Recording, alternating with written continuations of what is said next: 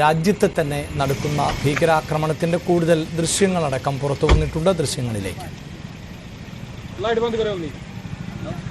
उमरा चलना यार ओए था कोई दिसता जहांगीर तो यार बेड़ियां पीछे जुलदे यार तू मौत दी कसम इधर गई है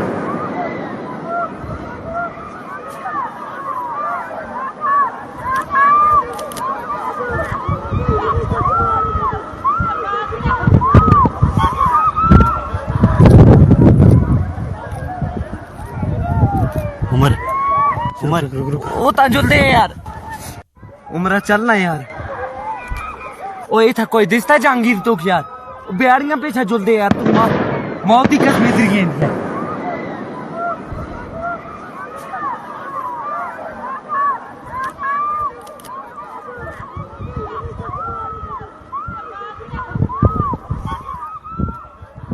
നടക്കുന്ന ദൃശ്യങ്ങളാണ് ഇപ്പോൾ പുറത്തു വരുന്നത്. വെടിയൊച്ചകൾ കേൾക്കാം, ഒപ്പം ആളുകൾ ഉച്ചത്തിൽ അലറി വിളിച്ച് കരയുന്നത് കേൾക്കാം. അതിനിടെ വീണ്ടും വെടിയൊച്ചകൾ ആവർത്തിക്കുന്നുണ്ട്. പൽഗാമിലെ വിനോദസഞ്ചാര കേന്ദ്രത്തിൽ ആയിരുന്നു അക്രമികൾ ഇത്തരത്തിൽ വെടിയുതിർത്തത്. ഭീകരാക്രമണത്തിൽ 27 പേർ മരിച്ചു എന്നുള്ളതാണ് ഏറ്റവും ഒടുവിലത്തെ വിവരം. മരിച്ചവരിൽ മലയാളിയും ഉൾപ്പെടുന്നുണ്ട്. പാലാരിവട്ടം സ്വദേശി രാമചന്ദ്രൻ ആണ് മരണപ്പെട്ട മലയാളി. ഇനിയും മരണസംഖ്യ ഉയരുമോ എന്നതിൽ വ്യക്തതയില്ല. ആളുകൾക്ക് ഗുരുതരമായി പരിക്കേറ്റവർ ഉണ്ട്. അവരുടെ ആരോഗ്യനില സംബന്ധിച്ചും ആശങ്കയുണ്ട്.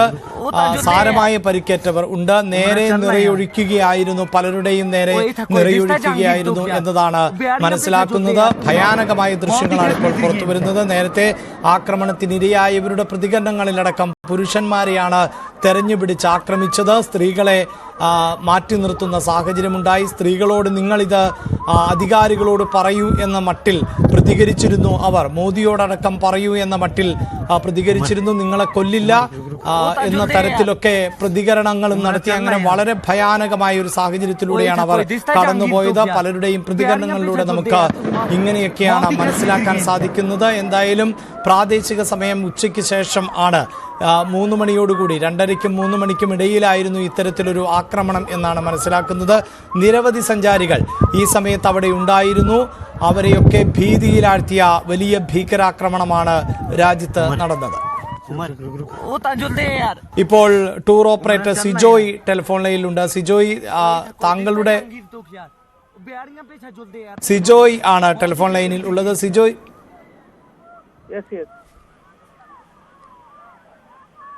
ഫിജോയ് ആണ് ഇപ്പോൾ ടെലിഫോൺ ലൈനിൽ ഉള്ളത്. ഫിജോയ്, താങ്കൾ ഈ പ്രദേശത്തേക്ക് സഞ്ചാരികളെ എത്തിക്കാറുണ്ടോ? താങ്കൾക്ക് പരിചിതമായ മേഖലയാണോ ഇത്? തീർച്ചയായിട്ടും. ഇത് കാശ്മീരിലേക്ക് വരുന്ന മിക്കവാറും സഞ്ചാരികളുടെ ഐറ്റ്നറിയിൽ ഉൾപ്പെടുന്ന ഒരു സ്ഥലമാണിത്. ബൈസരൻ എന്ന് പറയുന്ന ഒരു വാലിയാണ്. അത് പൊതുവിൽ ഐറ്റ്നറികളിൽ മിനി സ്വിറ്റ്സർലൻഡ് എന്നൊക്കെ പറഞ്ഞ് പറയാറുള്ളതാണ്. അതുകൊണ്ട് തന്നെ വരുന്ന 90% അല്ലെങ്കിൽ 95% ആളുകളും വിസിറ്റ് ചെയ്യുന്ന ഒരു വാലിയാണിത്.